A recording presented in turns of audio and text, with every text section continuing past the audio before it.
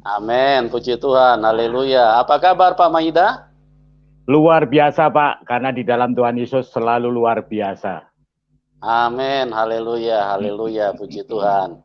Oke Pak, ini teman-teman sudah banyak yang menunggu dan kesaksian yang Bapak miliki itu akan sangat memberkati kami semua dan kami juga terima kasih Bapak sudah hadir untuk mau berbagi di dalam kehidupan.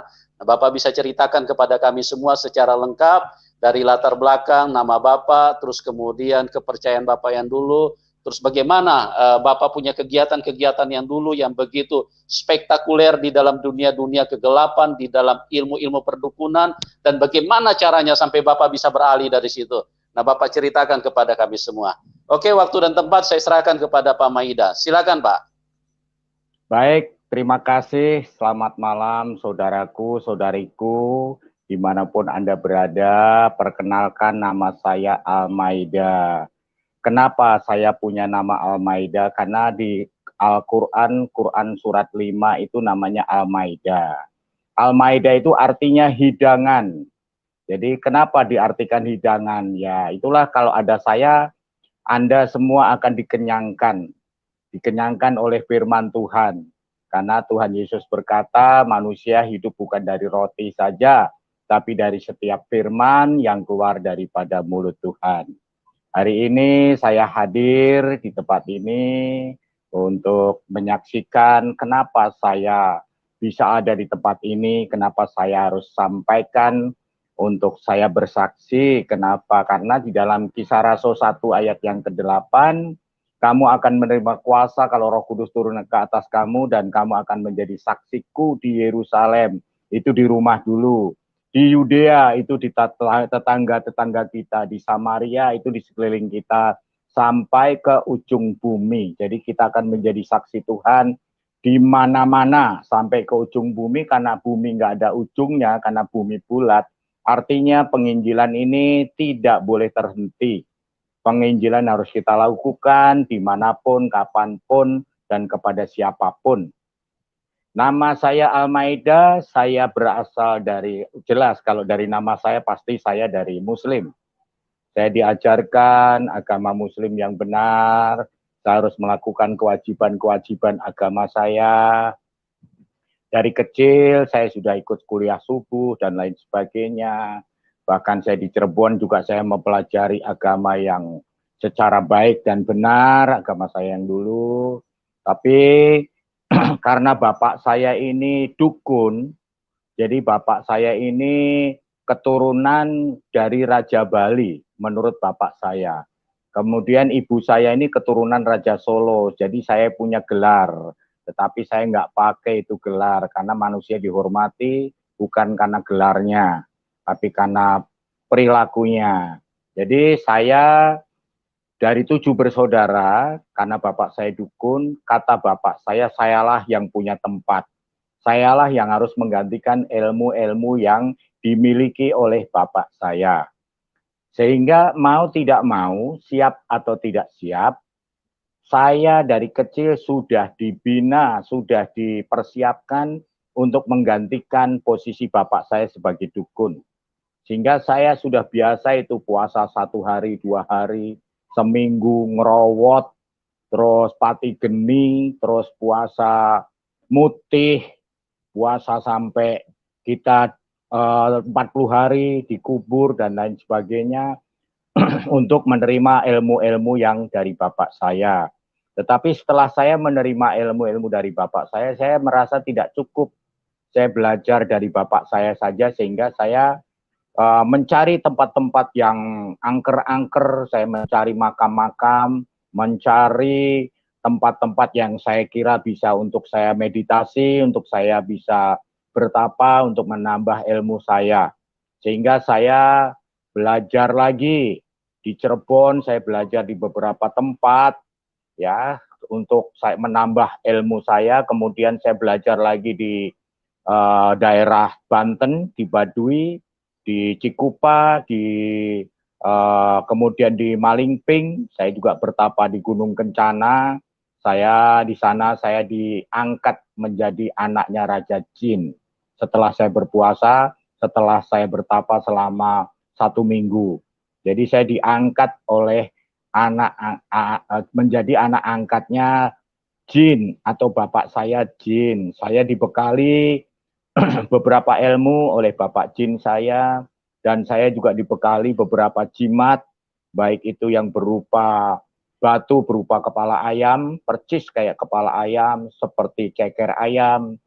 Saya diberi juga itu batu seperti bawang putih, batu seperti fosil, seperti salak, tapi berwarna putih, dan lain sebagainya. Saya mendapatkan ilmu banyak dari Bapak Jin saya. Dan Bapak Jin saya ini berkata kepada saya, kalau kamu nanti diganggu orang, kalau kamu nanti berurusan dengan orang lain, kamu tinggal diam aja. Kamu nggak usah lakukan apapun, sebab aku yang berurusan kepada mereka. Sehingga saya semakin nakal, saya semakin hidup saya semakin nggak karuan, hidup saya semakin kasar, bahkan saya belajar juga taekwondo, saya sampai dan 2 taekwondo, saya guru taekwondo, saya wasit, juri, dan saya atlet taekwondo, dan saya menguasai ilmu-ilmu yang lain, baik dari Baduy, baik dari bapak saya, dari Cirebon, bahkan ilmu-ilmu yang lain saya kuasai, seperti santet, untuk nyantet orang, seperti jaran goyang, semar mesem, ya. Saya sampai dalam ilmu saya itu, saya sampai pacar saya ini ada 29 orang. Jadi 29 itu orang semua yang saya pelet, yang saya pakai ilmu jaran goyang. Bahkan saya dulu punya ilmu dari rokok, saya tulis, kemudian saya tiup, itu satu kampung akan jatuh cinta kepada saya semua. Radius 10-15 km, itu satu kampung itu akan jatuh cinta sama saya. Itu ilmu lama saya, sehingga saya semakin hari semakin bertambah kasar, semakin bertambah keras, dan saya selalu mencoba ilmu-ilmu saya. Nah, saya selama memiliki dan saya selama berkeyakinan saya yang lama, tidak ada damai, tidak ada sukacita, tidak ada ketenangan. Yang ada itu hanya emosi, kita temperamental, kita setiap hari ingin pukul orang, tiap hari mau santet orang, mau guna-gunain orang. Sehingga pada tahun 1980, saya sudah buka praktek perdukunan di daerah Grogol, ya, di Jakarta. Di sana saya banyak mengobati orang-orang yang kesurupan, orang-orang yang sakit segala macam penyakit yang orang lain nggak bisa obati. Saya bisa obati dengan cara-cara lama, karena saya banyak jin yang menjaga, yang menyertai saya. Bahkan Bapak Jin saya sendiri selalu membantu saya dalam hal-hal pengobatan, mengusir setan, baik rumah-rumah angker supaya nggak jadi diganggu setan lagi, itu urusan saya dulu. Dan saya banyak juga saya mendapatkan berkat yang luar biasa dari saya jadi dukun waktu itu. Pertama orang datang itu sudah bawa rokok, ya, bisa 3, 4, 5 slop itu. Kemudian bawa gula, bawa teh, bawa kopi, dan lain sebagainya. Sehingga saya kadang-kadang seminggu sekali saya titip maaf, seminggu sekali saya titip barang-barang yang diberikan orang lain itu ke warung-warung. Dan uang pun saya sangat-sangat memiliki uang yang luar biasa. Sehingga saya waktu itu sudah bisa beli motor sendiri dan lain sebagainya. Saya merasa tercukupi dan saya merasa hidup berkelimpahan waktu itu. Nah, akhirnya saya berusaha untuk santet orang-orang Kristen. Karena kebencian saya terhadap orang Kristen, ya, apalagi saya dulu dididik bahwa orang Kristen itu orang kafir, layak untuk dilakukan hal-hal yang keras. Sehingga saya selalu mau berusaha untuk menyantet, mengguna-guna, menggendam orang-orang Kristen. Tetapi aneh bin ajaib, satu orang pun, padahal itu jemaat, orang biasa, satu pun orang Kristen yang saya santet, yang saya guna-guna, yang saya gendam itu kok nggak ada yang kena, gitu. Satu pun nggak ada yang kena. Disitulah saya pelajari, kenapa sih dan ada apa sih di dalam orang Kristen itu?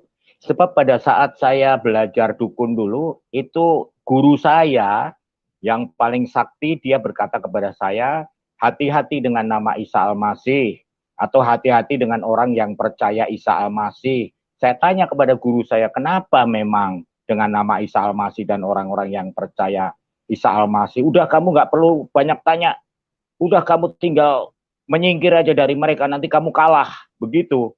Nah, saya timbul pertanyaan, kok ada apa sih nama Isa Al-Masih itu? Kok demikian hebatnya? Bahkan dukun saya juga dan teman-teman saya dulu kalau mau ngambil jimat, kalau mau ngambil sesuatu di tempat-tempat yang angker, di tempat-tempat yang ada jimatnya, itu selalu izin yang terakhir itu ditujukan kepada baginda Isa Al-Masih, supaya benda itu, jimat itu bisa kita ambil, gitu loh.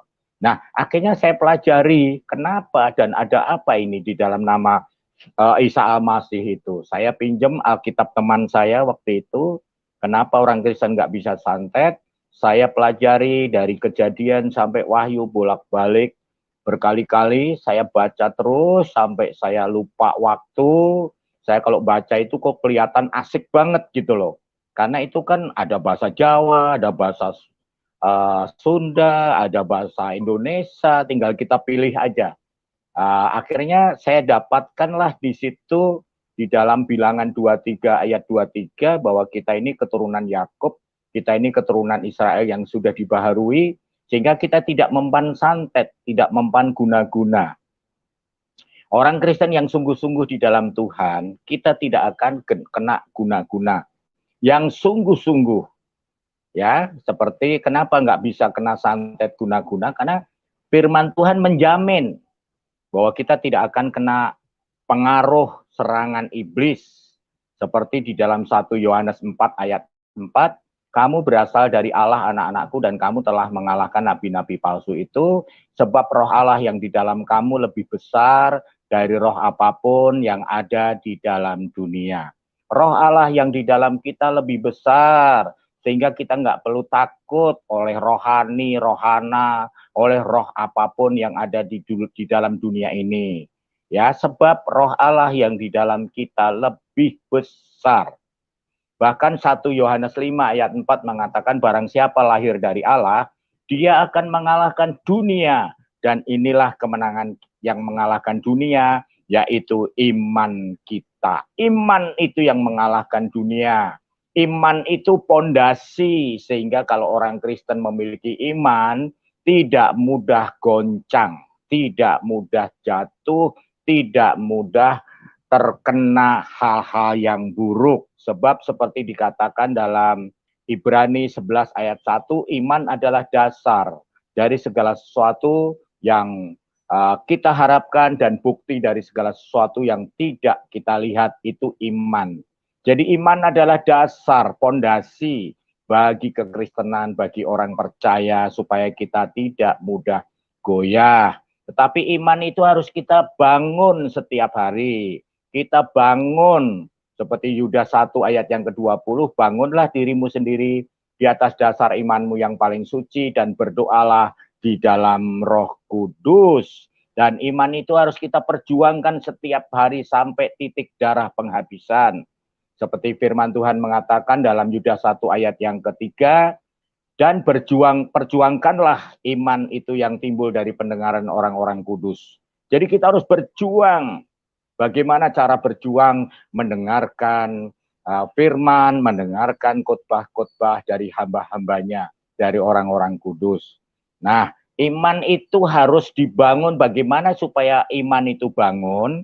Supaya iman itu tetap bertumbuh. Nah, firman Tuhan katakan dalam Roma 10 ayat yang ke-17, iman timbul dari pendengaran dan pendengaran akan firman Tuhan. Jadi iman kita akan terus tumbuh berkembang, berakar, dan berbuah kalau kita selalu mendengarkan kebenaran daripada firman Tuhan. Kenapa harus kita berpondasikan iman? Harus punya dasar iman. Karena firman Tuhan katakan di dalam Ibrani 11 ayat 6, tanpa iman tidak mungkin seorang pun berkenan kepada Tuhan. Bahkan dikatakan juga di dalam Lukas 18 ayat yang ke-8, kalau nanti aku datang kembali ke dunia ini, apakah aku menemukan iman di bumi ini? Jadi iman itulah yang nanti Tuhan lihat saat Tuhan datang yang kedua kali.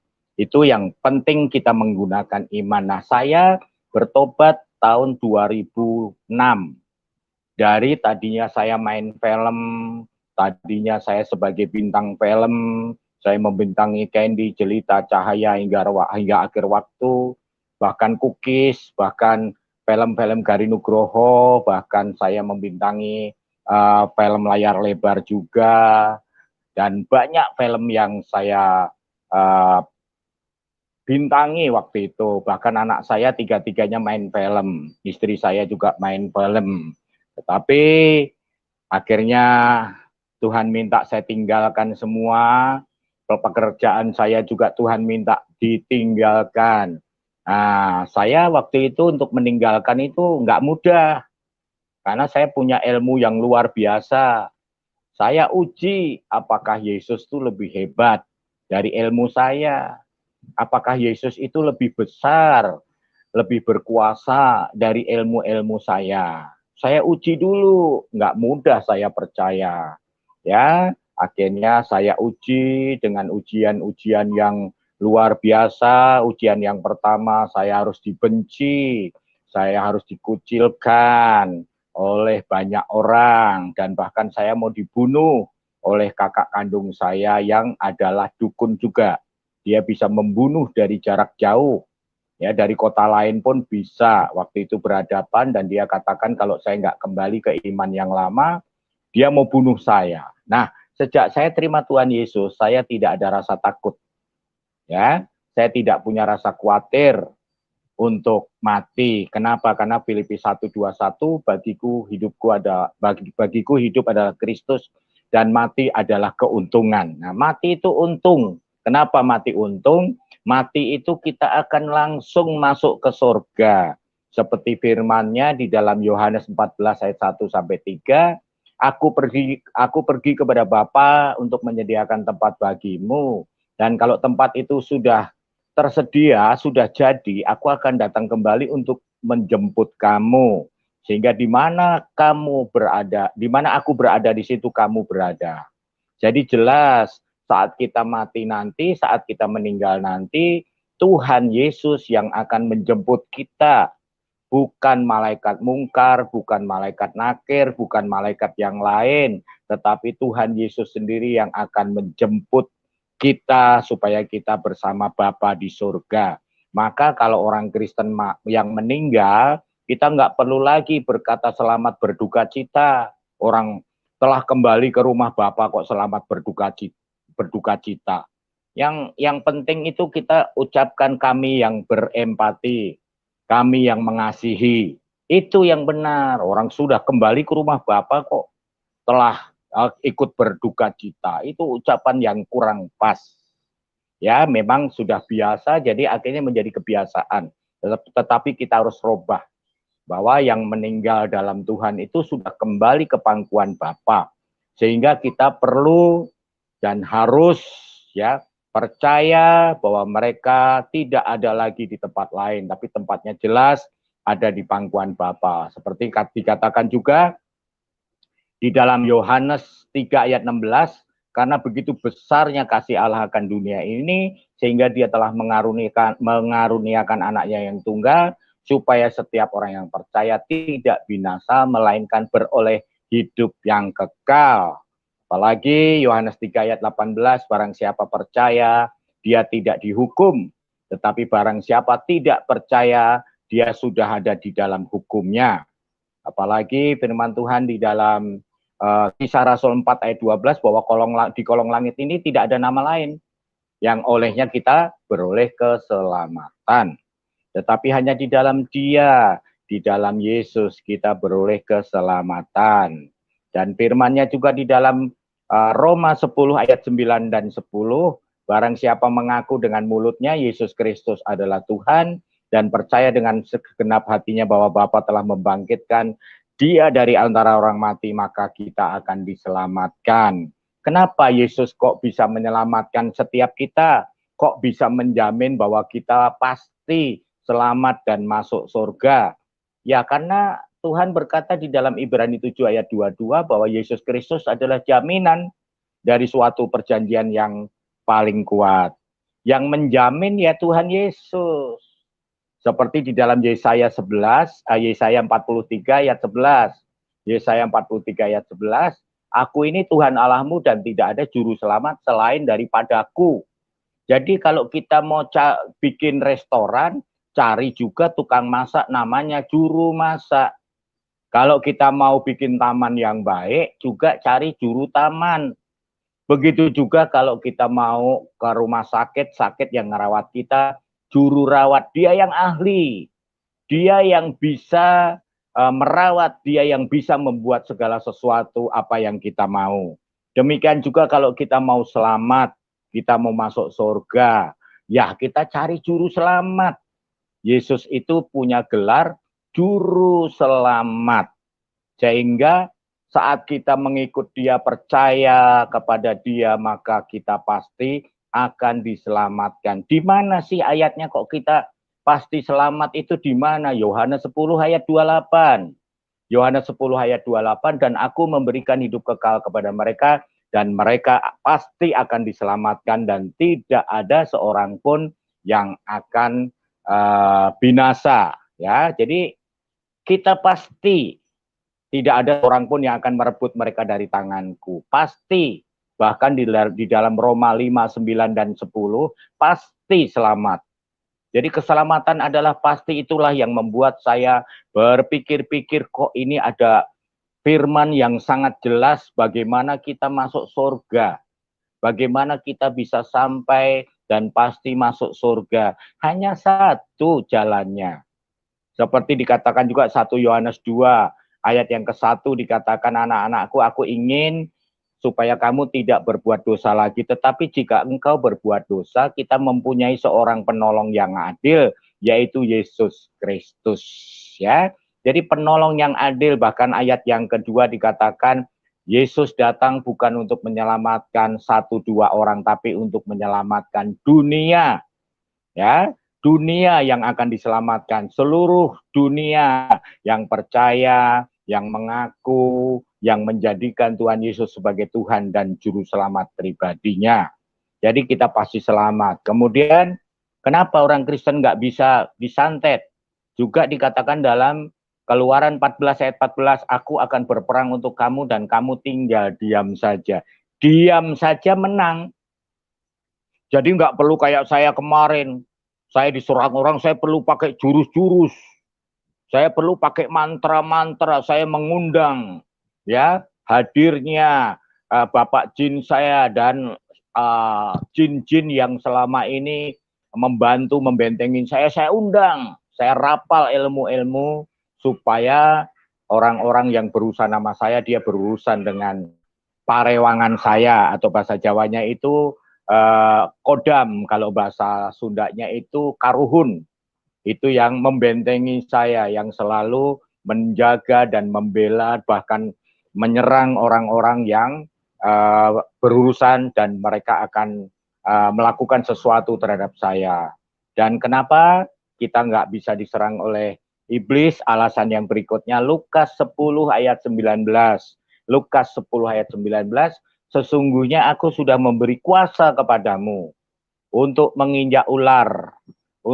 Ular itu iblis, untuk menginjak kalajengking, penguasa-penguasa yang ada di bumi, dan kuasa untuk menahan kekuatan musuh, sehingga tidak ada yang membahayakan kamu. Tidak ada yang membahayakan kamu. Bahkan di dalam Mazmur 60 ayat 14, Mazmur 60 ayat 14, bersama Allah kita akan lakukan perbuatan-perbuatan yang gagah perkasa, sebab Dia sendiri yang akan menginjak lawan-lawan kita. Jadi bersama Tuhan, ada lagunya itu. Bersama Yesus, lakukan perkara besar. Bersama Yesus, tidak ada yang sukar. Bersama Yesus, ada jalan keluar untuk masalahku, untuk masalahmu, untuk masalah kita semua. Bersama Yesus, kita akan melakukan perbuatan-perbuatan yang besar. Sebab Tuhan berkata di dalam Yohanes 14 ayat 12, Yohanes 14 ayat 12, jika engkau percaya, engkau akan melakukan hal-hal yang besar, bahkan yang lebih besar dari apa yang sudah aku lakukan, kata Yesus, sebab aku pergi kepada Bapa. Kalau kita percaya, kita akan melakukan hal-hal yang besar. Kenapa Tuhan Yesus bisa memberi kuasa kepada setiap kita, kepada setiap orang yang percaya? Karena Tuhan berkata di dalam Matius 28 ayat yang ke-18. Matius 28 ayat 18. Yesus mendekati mereka dan berkata kepadaku, sudah diberi kuasa di sorga dan di bumi. Yesus sudah memberi kuasa. Ya, Yesus sudah diberi kuasa di sorga dan di bumi. Kalau setan itu hanya berkuasa di bumi. Dia hanya berkuasa di dunia, tetapi Yesus dia punya kuasa baik di sorga maupun di bumi. Sehingga saat kita percaya Yesus, segala kuasa sudah diberikan kepada kita. Kenapa? Karena kita ini anak-anaknya. Kita adalah anak-anak Tuhan. Tuhan berkata di dalam Yohanes 1 ayat 12, jika engkau percaya, engkau akan diberikan kuasa menjadi anak-anak Allah. Kita diberi kuasa, sehingga ada lagu, aku diberi kuasa dari yang maha kuasa. Kita diberi kuasa untuk apa? Untuk apa? Untuk menaklukkan iblis, menaklukkan setan. Kenapa? Karena kita anak Tuhan. Tuhan berkata di Galatia 6 ayat 17. Galatia 6 ayat 17. Selanjutnya jangan ada yang menyusahkan aku, karena pada tubuhku ada tanda-tanda sebagai milik Yesus. Pada tubuh kita ini ada tanda, ada karakter, ada kuasa, bahkan ada DNA-nya Yesus. Ya. Sehingga firman Tuhan dalam Markus 16, 17 dan 18, Markus 16, 17 dan 18, tanda-tanda ini akan menyertai setiap orang yang percaya. Yang pertama, mereka akan mengusir setan-setan demi namaku.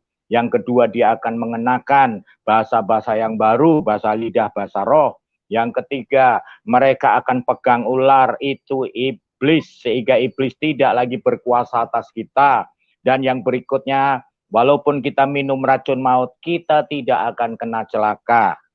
Dan walaupun kita kita akan menumpangkan kita akan menumpangkan tangan kepada orang sakit dan orang itu akan sembuh. Nah, setelah saya selidiki, ternyata orang yang sungguh-sungguh dalam Tuhan, percaya Tuhan, tidak akan kena santet, guna-guna. Tetapi orang yang setengah-setengah kena.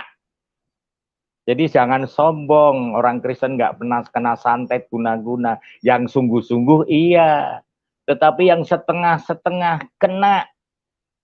Karena firman Tuhan mengatakan dalam Wahyu 3 ayat 16, jika kamu suam-suam kuku, kamu tidak dingin dan kamu tidak panas, maka aku akan muntahkan dari mulutku, kata Tuhan. Apalagi di dalam Matius 17 ayat 20a, Matius 17 ayat 20a, ya, dikatakan di situ karena kamu kurang percaya. Jadi percaya itu bukan 50%, 75% atau 99%, tidak, tetapi harus penuh. Kita harus penuh.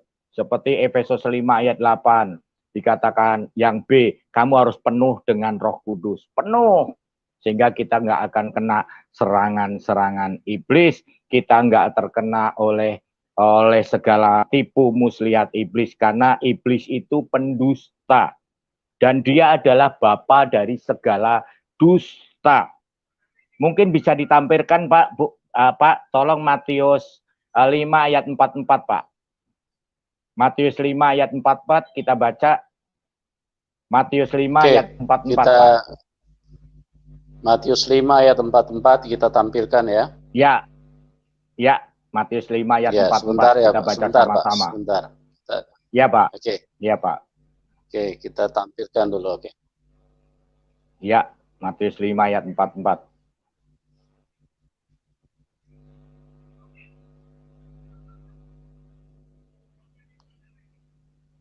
Oke, Di sini sudah dikatakan ada di ya, layar. Matius ya, 5 bisa ayat dibesarkan, 44, kita baca bisa sama-sama. dibesarkan Pak. Ya, Ya, dibesarkan tetapi ininya. ya dibesarkan bisa. Bisa sebentar ya. Sebentar kita besarkan. Maaf, ya maaf Pak, Yohanes Pak, Yohanes 5 Bentar ayat ya. 44 Pak. Yohanes Pak, Yohanes 5 Pak. Oh, Ya, Yohanes Yohanes 5 ayat 44. ayat 44. Ya, Yohanes 5 ayat Oke, 44. sebentar. Ya. Yohanes 5 ayat 44. Ya, ya. Oke. Ya. Ya. Oke. Yohanes 5 ayat 44. Ya. Bagaimana kamu dapat percaya, kamu yang menerima hormat seorang dari yang lain? Yohanes 5, Pak.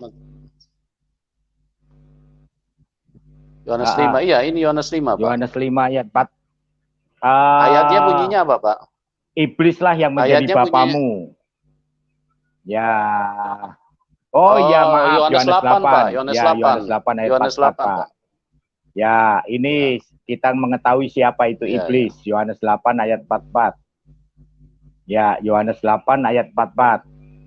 Ya. Ayat 44. Ya. Kita lihat 44. Ya, sebentar. Ya, Yohanes 8 ayat 44. Ya. 44. Ya, boleh Pak. Oke, saya bacakan ya. Ini karena ayatnya panjang. Iblislah yang menjadi bapamu, dan kamu ingin melakukan keinginan-keinginan bapamu. Ia adalah pembunuh manusia sejak semula dan tidak hidup dalam kebenaran. Maaf Pak, dia tidak hidup dalam kebenaran Pak. Maaf, dia tidak hidup dalam kebenaran Pak. Ya. Ia adalah pembunuh manusia sejak semula dan tidak hidup dalam kebenaran. Sebab di dalam dia tidak ada kebenaran. Apabila ia berkata dusta, ia berkata atas kehendaknya sendiri. Sebab ia adalah pendusta dan bapa segala dusta.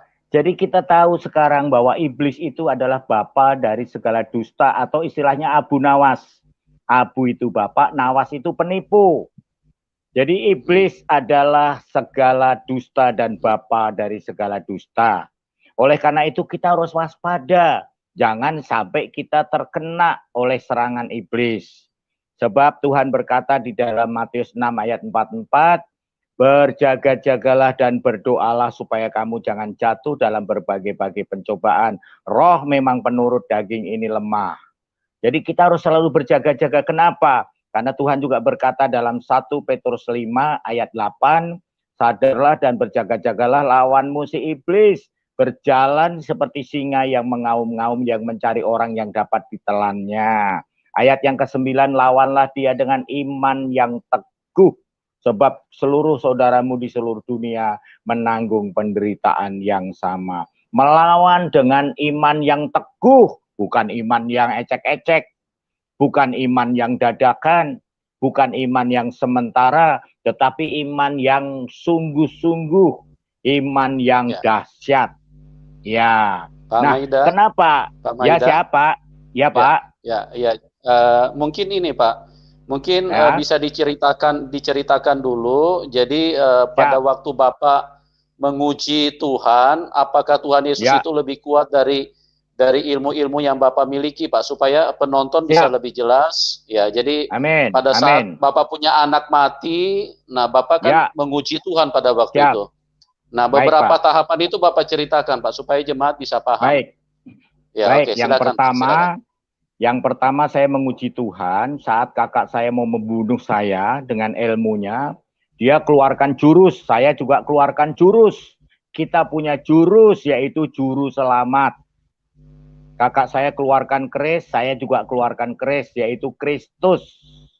Sehingga kakak saya terjelembab, jatuh, muntah darah, berapa hari lagi mau serang saya, jatuh, terjelembab, dan akhirnya kakak saya dibawa ke rumah sakit karena dia mengalami sakit yang tidak bisa bergerak sama sekali. 1 bulan di rumah sakit, kakak saya katanya nggak ada obatnya, dan tidak infus, nggak bisa masuk, air nggak bisa masuk. Kata dokter hidupnya tinggal 3 hari.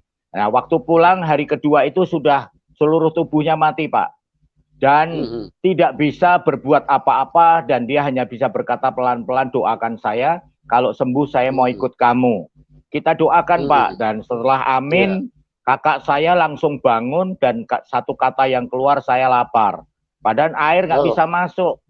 Air nggak bisa masuk. Kakak saya bilang saya mau makan nasi, dan akhirnya dikasih nasi sepiring. Malah minta tambah 2 piring, Pak.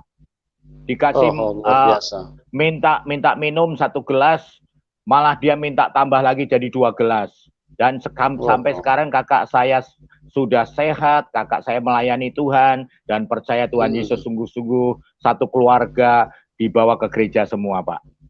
Itu kakak dukun juga ya, Pak? Kakak dukun juga ya? Dukun juga, Pak. Jadi kakak dukun saya dukun juga. Jadi akhirnya kakak saya menerima Tuhan Yesus sebagai Tuhan dan juru selamatnya, Pak. Dan akhirnya itu ujian yang pertama, Pak. Ujian yang kedua, saya minta rumah sederhana. Tuhan kasih rumah tingkat, Pak. Tuhan kasih saya rumah tingkat. Terus kemudian ujian yang berikutnya, saya minta anak laki-laki. Dikasih anak laki-laki, Pak. Tapi yang cacat, panas step, panas step, panas step. Jadi kayak lagu, Pak, step by step gitu loh, Pak. Akhirnya Buka kita dulu. Halo, Pak Maida, itu Bapak lagi terima telepon ya, Pak? Posisi kameranya jadi ini, Pak. Dimatiin dulu teleponnya, Pak. Saya matikan, Pak. Ya. Iya, saya matikan sudah, Pak. Jadi begitu anak saya panas step seminggu tuh bisa 3-4 kali masuk rumah sakit, Pak. Nah, akhirnya umur 8 bulan bukan sembuh, Pak, malah anak saya meninggal dunia. Nah, saat anak saya meninggal dunia, saya nangis dan ibu saya datang, ini bukan mati, ini mati suri gitu. Terus akhirnya ibu saya bilang, ambil air termos tuh taruh di baskom, dituang ke baskom. Anak saya dijeburin ke baskom yang berisi air panas itu. Bukannya bangun, bukannya anak saya bangkit, bukan anak saya hidup kembali, malah anak saya melepuh, Pak. Kulitnya melepuh gitu. Kemudian istri saya kan kerja di rumah sakit, Pak. Dan pencet beberapa urat nadi dan katakan anak kita sudah meninggal. Berarti benar-benar meninggal, Pak. Nah, saat itulah saya teringat dengan satu ayat di dalam Alkitab. Saya ingat di dalam Ibrani 13 ayat 8, Pak. Ibrani 13 ayat 8 bahwa Yesus Kristus tetap sama. Yesus Kristus tetap sama dulu, kemarin, hari ini, dan selama-lamanya. Siap? Ya. Pak. Jadi Yesus Kristus tetap sama. Iya. Jadi Yesus Kristus tetap sama dulu, kemarin, hari ini, dan selama-lamanya. Saya bilang, Pak, akhirnya saya nggak doa, tapi saya ngomong sama Tuhan. Tuhan, Yesus, kalau Engkau benar Tuhan, Engkau dulu bisa bangunkan Lazarus yang sudah 4 hari, bahkan sudah dikuburkan, Engkau panggil dan bangun, dan Petrus dan Lazarus bisa hidup kembali. Anak saya baru 4 jam, saya bilang gitu. Kalau firman-Mu ini benar-benar firman Tuhan, dan menyatakan bahwa Engkau tetap sama, Engkau tidak berubah dulu, sekarang, dan selamanya, maka Engkau dulu bisa membangunkan Lazarus yang sudah 4 hari, anak saya baru 4 jam. Kalau Engkau Tuhan, kalau ini firman-Mu, bangunkan anak saya. Dan saat itu juga anak saya bangun dari kematian, Pak. Dan sampai sekarang anak saya nggak pernah panas, nggak pernah step. Anak saya sudah kuliah tingkat akhir, bahkan nilainya cum laude. Padahal kata dokter, Pak, kalau nanti hidup, ini anak Bapak akan mengalami cacat gitu. Tetapi enggak, ternyata anak saya luar biasa. Bahkan kemarin nilainya bagus, cum laude, Pak. Ditawari untuk dia melanjutkan kuliah untuk S2-nya, Pak. Luar biasa. Terus kemudian Sebentar Pak, Pak Maida sebentar. Ya, halo. siap. Jadi pada waktu itu Bapak sudah terima Tuhan Yesus apa masih menguji pada waktu itu Pak? Belum, masih menguji Pak, masih menguji. Belum terima ya, belum terima Tuhan Yesus waktu itu ya? Belum Pak, belum menerima Pak. Saya nggak ya, semudah Pak, itu Pak. Ya karena Maleakhi 3 ayat 10 tuh yang B Pak, ujilah aku. Tuhan minta diuji gitu loh Pak. Nah maka saya uji, benar nggak Yesus itu Tuhan gitu Pak. Iya, apakah benar karena di agama saya yang lama kan dia hanya manusia. Dia hanya Rasul, dia hanya Nabi Pak. Dia hanya utusan gitu loh. Nah setelah saya uji, kemudian saya menemukan orang yang sombong Pak. Dia mengaku orang nomor 1 di dunia, di daerah Bekasi Pak. Saya datangi waktu itu Pak, karena memang saya mau menguji gitu loh Pak. Saya datangi orang itu dan saya katakan waktu itu di ruang tamu hanya jaraknya sekitar 1,5 meter. Saya tanya apakah benar Bapak orang nomor 1 di dunia? Oh iya, ini saya gitu. Saya tanya lagi apa tandanya dan kenapa Bapak kok yakin bahwa Bapak ini nomor 1 di dunia?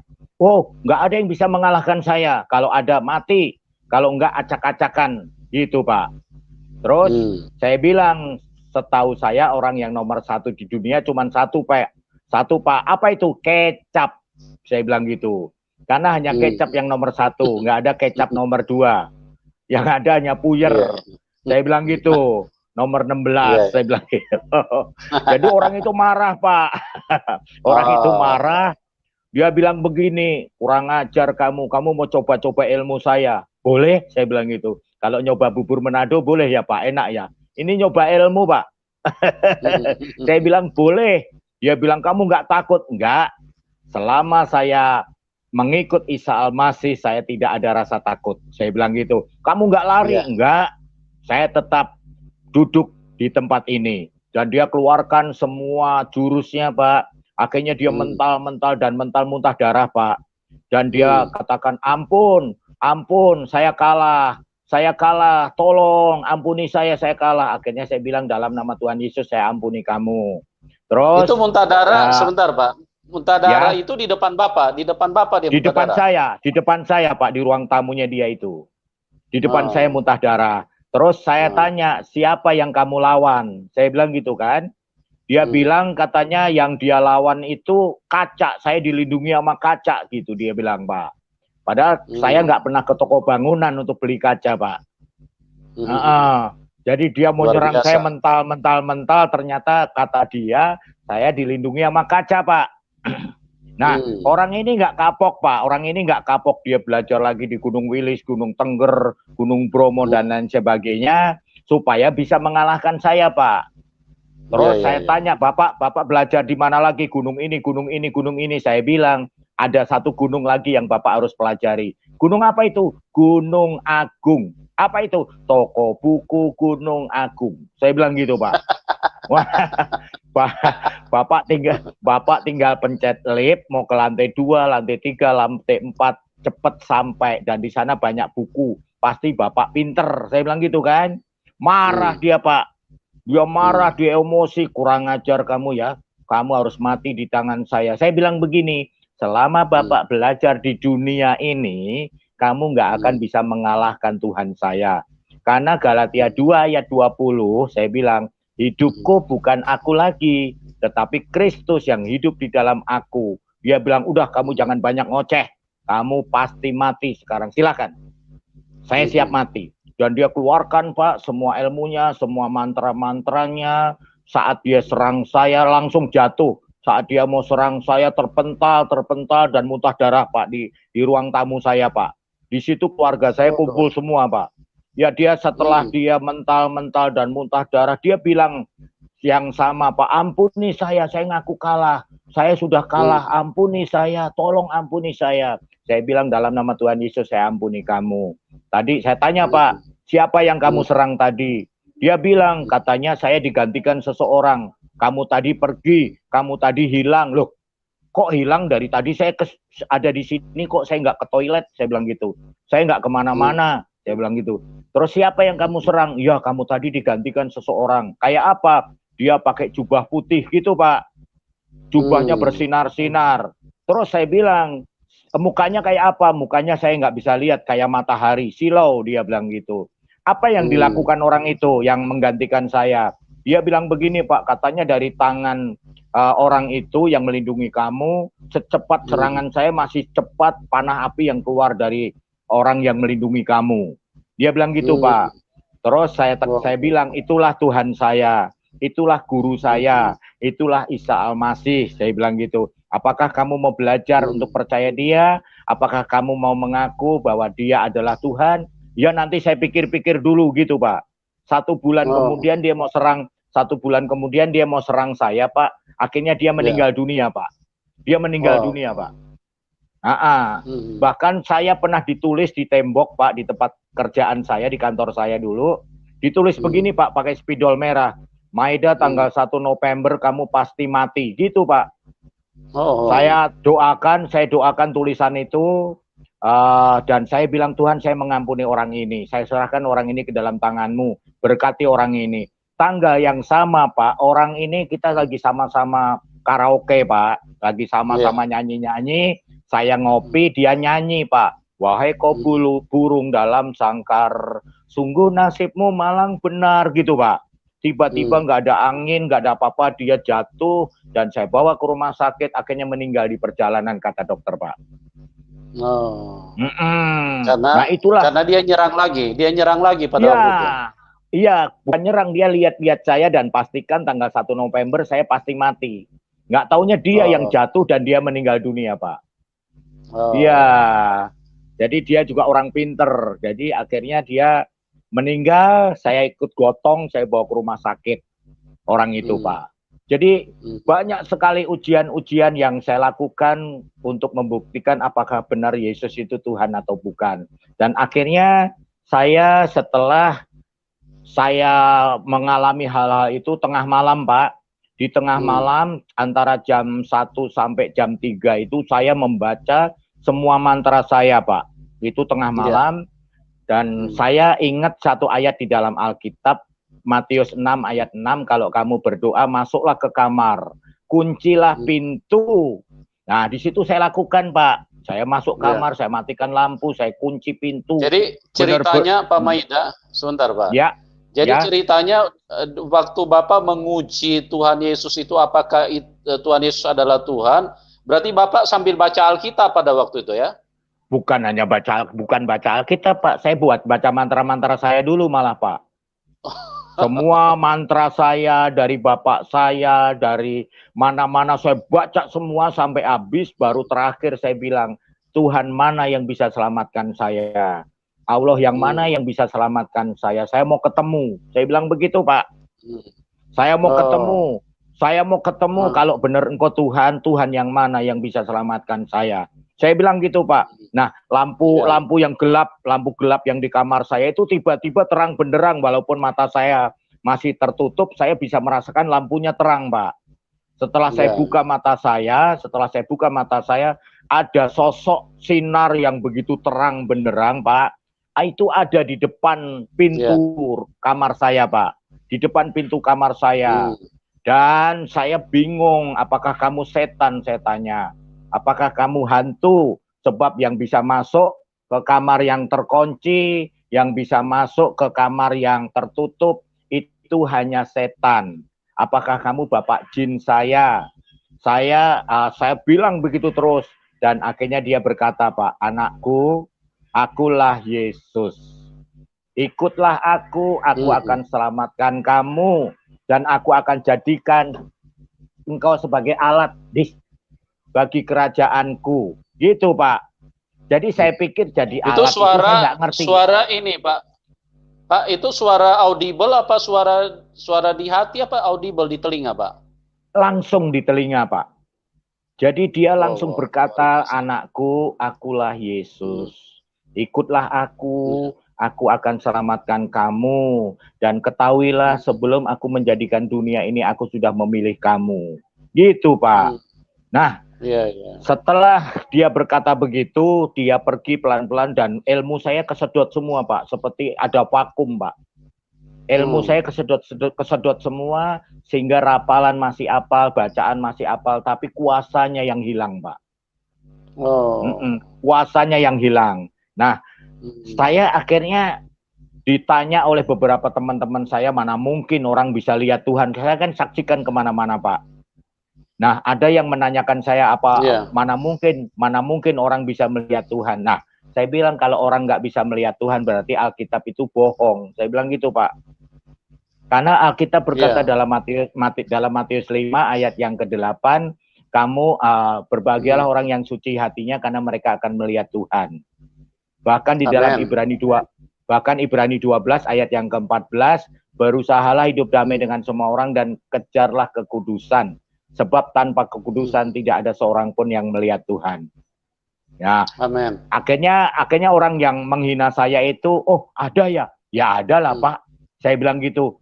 Loh mosok Tuhan kita melihat Tuhan nggak ada dasarnya? Ada dasarnya, tetapi melihat Tuhan bukan maunya manusia. Itu maunya Tuhan.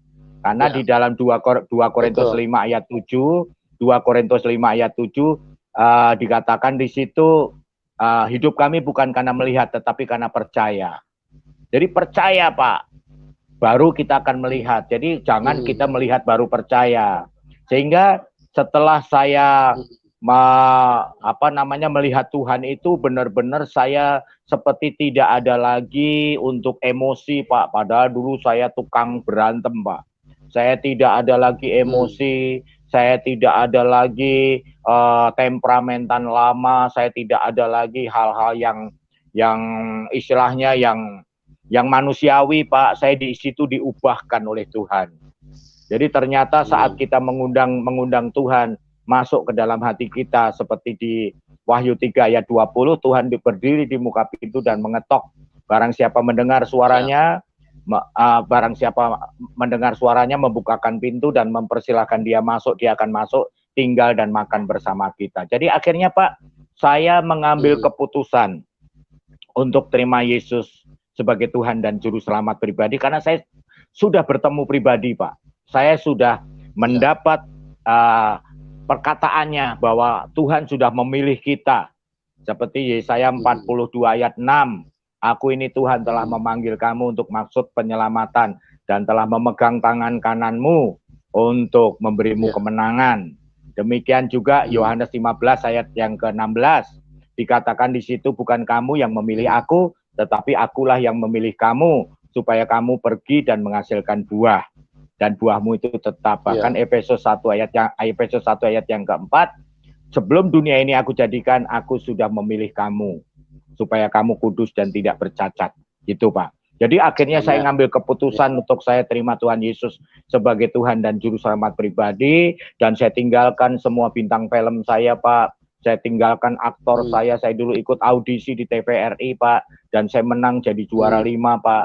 Saya membuat di rumah saya buat untuk membuat manajemen artis Pak. Orang kalau mau main film itu saya didik, saya yang membina dia, dan akhirnya saya tinggal semua Pak. Saya melayani Tuhan dan saya keluar dari pekerjaan saya sampai sekarang. Saya menjadi evangelis, saya melayani Tuhan, dan saya tidak pernah namanya kekurangan. Saya tidak pernah mengalami hal-hal yang buruk. Sebab Roma 8 ayat 28 dikatakan bahwa Tuhan ikut bekerja dalam segala sesuatu untuk mendatangkan kebaikan bagi setiap orang yang mengasihi Dia, bagi setiap orang yang terpanggil sesuai dengan rencananya. Tetapi begini Pak Yusuf, ternyata orang Kristen yang kena santet itu karena ada akses di dalamnya Pak. Kayak orang masuk tol harus punya e-tol Pak, supaya ada akses bisa masuk.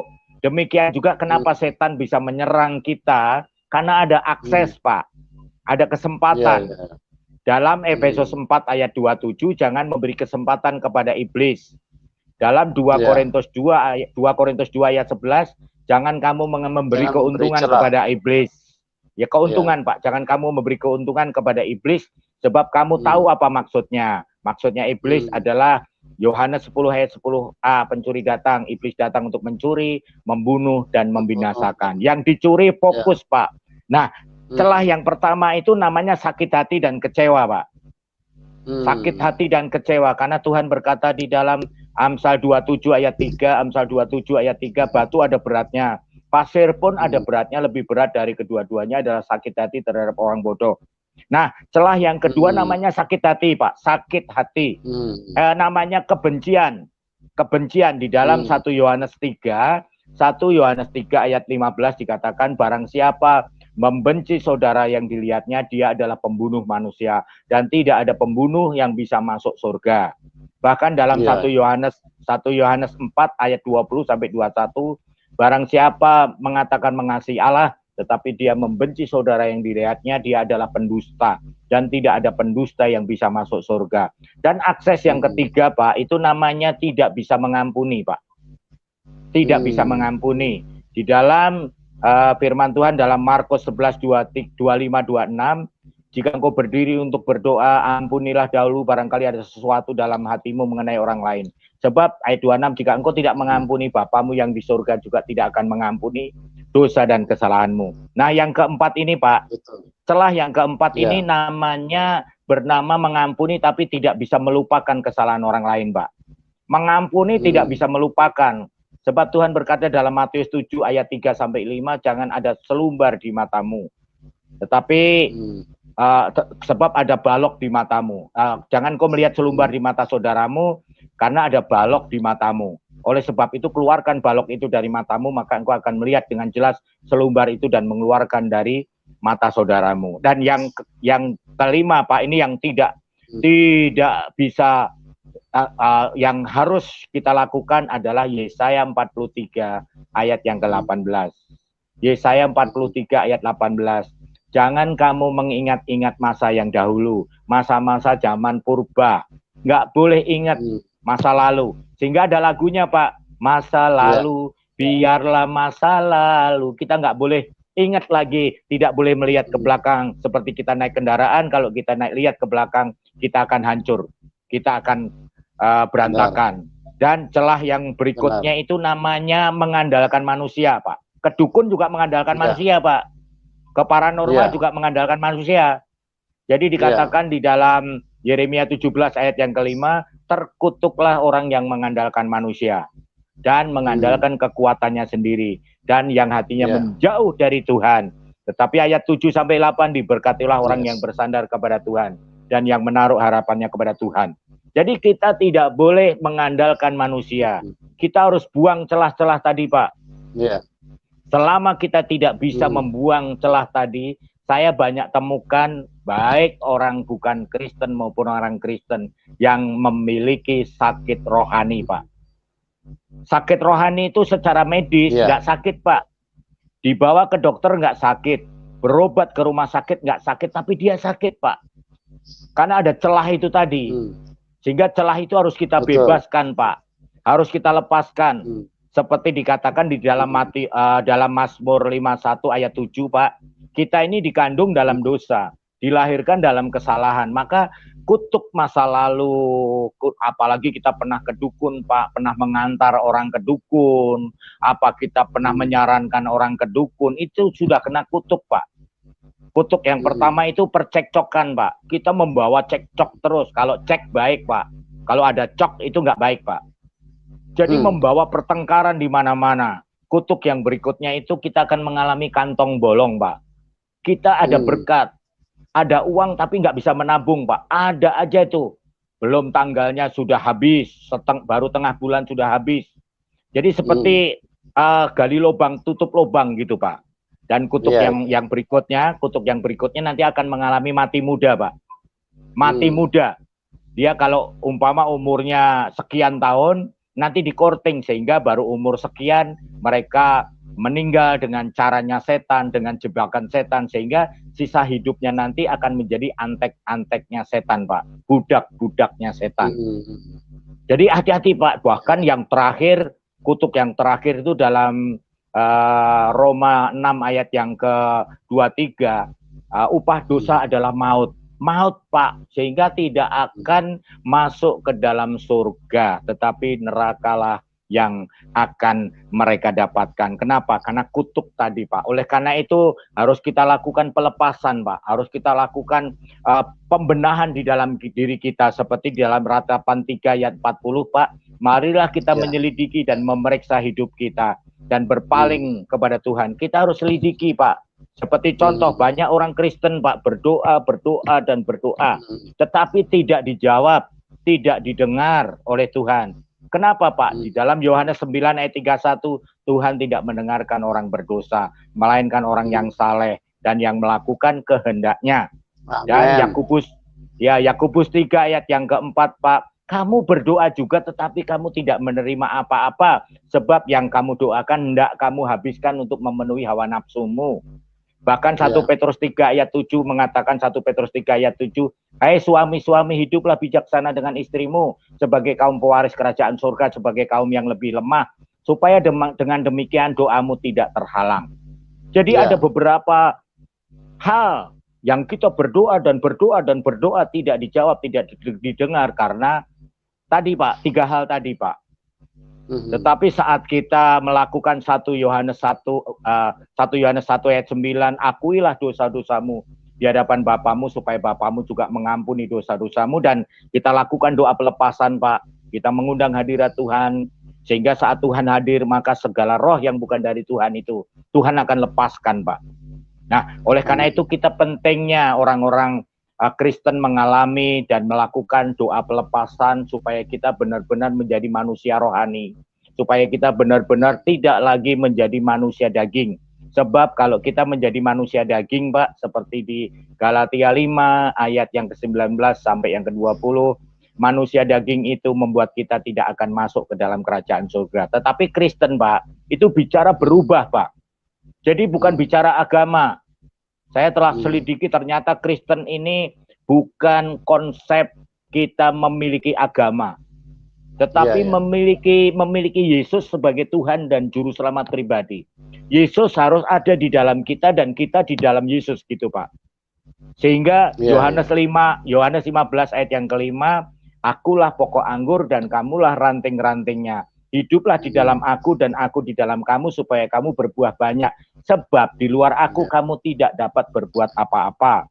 Apalagi 2 Korintus 5 ayat 17, Pak. 2 Korintus 5 ayat 17 mengatakan bahwa barang siapa ada di dalam Kristus, dia adalah ciptaan yang baru, yang lama sudah berlalu, dan sesungguhnya yang baru itu sudah datang. Jadi menjadi Kristen ini adalah menjadi manusia yang baru. Seperti di dalam Roma 12 ayat yang kedua, Pak, janganlah kamu serupa dengan dunia ini, tetapi berubahlah oleh pembaruan budimu.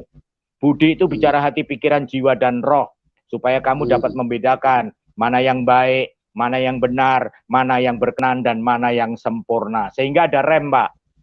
Ada rem. Bagaikan kita mobil, kalau tanpa rem ya gampang nabrak, gampang hancur. Jadi rem itulah yang bisa mengendalikan kita karena kita punya iman, karena kita percaya kepada Tuhan Yesus sungguh-sungguh, Pak. Akhirnya saya tinggalkan semua perdukunan saya anggap bahwa ilmu saya dulu, kalau saya melakukan sesuatu dengan ilmu saya, Pak, umpama saya mengusir setan, menyembuhkan orang yang sakit dengan kuasa saya dulu, dengan roh yang ada di dalam saya, yang roh lama, Pak. Saya sakit semua badan saya, Pak. Badan saya pegal-pegal semua, kayak digebukin banyak orang gitu, Pak. Pegel-pegel semua. Tetapi saat saya ada di dalam Tuhan, rohnya beda, Pak. Rohnya adalah Roh Kudus. Sehingga Tuhan yang berperang, Tuhan yang melakukan, Roh Kudus yang melakukan di dalam kita. Sehingga saat kita melakukan pelayanan-pelayanan pelepasan, pelayanan-pelayanan okultisme ini, kita tidak mengalami capek, kita tidak mengalami hal-hal yang buruk, tetapi Tuhan yang selalu memberi kemenangan dan memberikan kemampuan buat setiap kita untuk kita tampil lebih dari pemenang, Pak Yusuf. Oke, Pak. Jadi sebelum kita masuk ke diskusi, saya mau tanya satu pertanyaan ini, Pak. Jadi Bapak kan cerita tadi percaya Tuhan Yesus itu benar-benar yakin bahwa Yesus adalah Tuhan itu tahun 2006 ya, Pak? 2006, Pak. Setelah saya mendapatkan ayat di dalam Yohanes 13 ayat 13, Pak.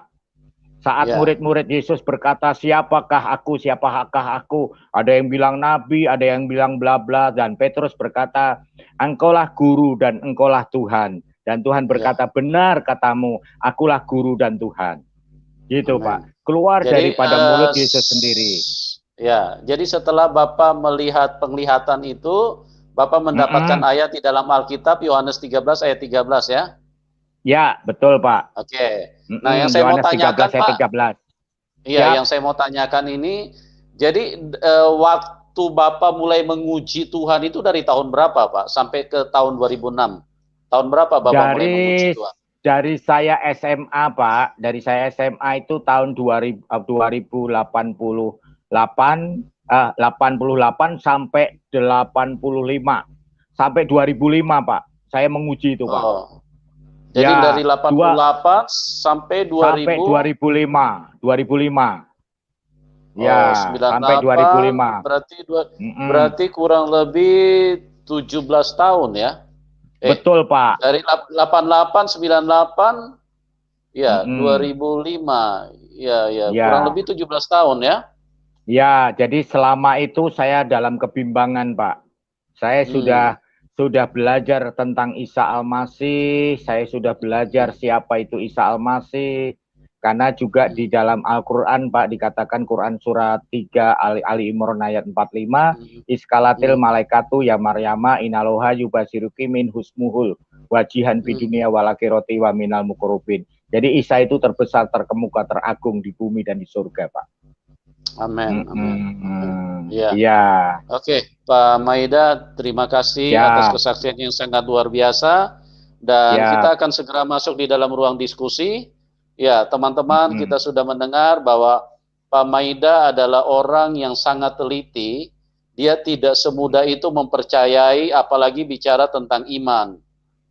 Apa yang telah terjadi dengan kehidupannya kita sudah dengar sendiri, bahwa selama kurang lebih 17 tahun beliau menguji tentang ketuhanan daripada Tuhan Yesus. Nah, itu yang saya katakan kepada teman-teman, ya, kita kalau mau mencari kebenaran, kita pasti akan berjumpa dengan kebenaran. Tapi jangan kita terus membenarkan pikiran kita. Kalau kita terus membenarkan pikiran kita, sampai dunia ini hancur lebur, tetap kita tidak akan ketemu Tuhan, karena kita merasa pikiran kita adalah Tuhan. Kita merasa pikiran kita lah yang benar. Tidak ada kebenaran di dalam hidup manusia. Tidak ada kebenaran di dalam dunia. Amin. Jangan pernah karena menggunakan yang punya akal, kebenaran Pak. Itu betul. Karena kebenaran itu yang punya Tuhan. Amin. Manusia tidak punya kebenaran. Jadi kalau kita merasa pikiran kita benar, berarti kita menyetarakan manusia pikiran kita dengan Tuhan. Tidak mungkin itu. Amin. Jadi kita harus cari kebenaran itu. Cari kebenaran itu. Jangan merasa oh pikiran kita yang benar. Yang begini yang benar. Kalau yang begitu kita sangat keliru kalau kita seperti itu. Kita tidak akan ketemu Tuhan. Carilah kebenaran, minta bukti. Nah, Pak Maida ini adalah sebuah contoh yang sangat nyata dan yang sangat baik yang sudah disaksikan. Bagaimana beliau menguji terus selama 17 tahun. Beliau buktikan sendiri bahwa di dalam setiap pergumulan, di dalam setiap persoalan, di dalam setiap apa yang dihadapi, itu selalu dibuktikan dengan firman yang beliau baca. Benar nggak ini bahwa Yesus itu Tuhan? Dan ternyata setelah dibuktikan bertahun-tahun, beliau sendiri menyatakan bahwa tidak ada Tuhan kecuali Tuhan Yesus Kristus. Tidak ada yang lain. Dialah Tuhan yang menciptakan manusia, yang menjadi juru selamat, dan bagaimana ilmu-ilmu yang dia pelajari begitu hebat pada waktu itu, dengan menghabiskan waktu, biaya, tenaga, dan segala-galanya untuk memiliki ilmu-ilmu seperti itu, semuanya sudah ditinggalkan. Bahkan dunia-dunia yang membuat kehidupan jasmaninya sangat melimpah, itu semuanya ditinggalkan. Karena apa? Bahkan begini, karena Pak. Tuhan Yesus. Ya, gimana, Pak? Amin. Bahkan jimat saya yang banyak sekali, Pak. Jimat saya yang berpeti-peti itu setelah saya benar-benar terima Tuhan Yesus, saya buang semua, Pak. Betul, tidak ada satupun yang tersisa. Karena untuk ikut Tuhan kita harus tinggalkan yang lama. Seperti ada lagunya, Amen. Pak, ku tinggal semua. Pada akhirnya saat ku kembali ke surga. Jadi kita harus tinggalkan apa yang berbau duniawi, Pak. Gitu, betul, Pak. Betul, puji Tuhan. Ya, jadi teman-teman. Gini, Pak. Ya, maaf, Pak. Maaf ini sebelum diteruskan. Selama saya sudah menjadi pengikut dan murid Yesus, ada dua hal yang perlu dibenahi, Pak. Ada dua hal. Jadi yang pertama, saya banyak lihat orang Kristen belum memiliki Yesus sebagai Tuhan dan Juru Selamat pribadi, Pak. Di dalam dia belum ada hadirat Tuhan. Tuhannya masih di luar, Pak. Sehingga bukan berkata Yesusku luar biasa, tapi Yesusku ada di luar. Karena dia belum menjadikan Yesus sebagai Tuhan dan Juru Selamat dan belum memiliki Yesus, hanya memiliki agama, Pak. Yang kedua nih, Pak, yang sangat-sangat miris, Pak. Banyak orang Kristen yang masih menyakiti hati Tuhan, masih menduakan Tuhan, masih pergi ke dukun, masih main-main sama dukun, Pak. Seperti firman-Nya dalam Galatia 6, Pak, ayat 7 sampai yang ke-8, dikatakan jangan sesat. Allah tidak membiarkan dirinya dipermainkan, karena apa yang ditabur orang itu yang akan dituainya. Ayat 8, barang siapa menabur dalam dagingnya, dia akan menuai kebinasaan dalam dagingnya. Tetapi barang siapa menabur dalam roh, dia akan menuai hidup kekal di dalam roh. Apalagi di dalam Nahum 2 ayat 1, Pak. Nahum 2 ayat 1, Tuhan adalah Tuhan yang cemburu. Tuhan itu cemburu dan pembalas, Pak. Jadi kita jangan lagi kalau udah percaya Tuhan Yesus, jangan percaya yang lain. Itu, Pak. Oke, teman-teman. Begitu terang benderang apa yang sudah dijelaskan oleh Pak Maida. Jadi jimat-jimatnya yang berpeti-peti itu semuanya ditinggalkan, dibuang, karena itu semuanya tidak berguna, itu semuanya sampah. Justru itu akan mematikan kehidupan setiap manusia. Dan itu adalah pesan yang sangat baik, yang sangat luar biasa bagi orang-orang Kristen, apalagi Anda yang tidak punya ilmu-ilmu gaib, tidak punya jimat. Janganlah menghampiri hal-hal seperti itu, ya. Tinggalkanlah semua cara-cara seperti itu, karena semuanya itu justru membahayakan kehidupan manusia. Terima kasih kepada Pak Maida yang sudah memberikan kesaksian yang sangat luar biasa. Kami semua sangat diberkati, Pak. Dan doa kami buat Bapak semakin luar biasa melayani Tuhan, karena memang ini adalah waktu-waktu yang terakhir buat kita. Saya melihat Bapak punya semangat begitu luar biasa. Dari beberapa video yang Bapak kirimkan ke saya lihat pelayanan Bapak sangat luar biasa. Dan kami terus berdoa Bapak semakin dahsyat dipakai Tuhan. Oke semuanya, terima kasih. Dan Tuhan Yesus memberkati kita semua. Dan salam kemenangan buat kita semua. Amin.